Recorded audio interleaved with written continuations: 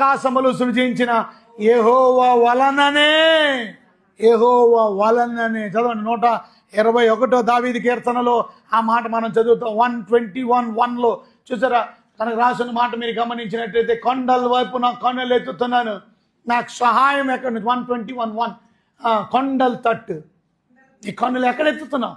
సహాయం ఎక్కడి నుండి వస్తుంది? ఎక్కడి నుండి వస్తుంది సహాయం? ఎక్కడికి వెళ్తున్నావు నువ్వు? కృపాసనం దగ్గరికి వెళ్తున్నావా? కృపా సింహాసనం దగ్గరికి వెళ్తున్నావా? ఎక్కడి నుంచి హెల్ప్కి వస్తుంది? ఇవాళ మనందరికీ హెల్ప్ కావాలా? మనందరికీ సాయం కావాలి. But you don't come to God.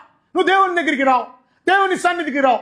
దేవుని సన్నిధికి రాకుండా హెల్ప్ ఎక్కడి నుంచి వస్తుంది నీకు? అందుకే హెల్ప్ లేక చాలా మంది ఇబ్బందులు పడుతున్నారు, అటు ఇటు తిరుగుతున్నారు. కానీ బైబిల్ చెప్తుంది నెక్స్ట్ వచనములో, యెహోవా వలననే.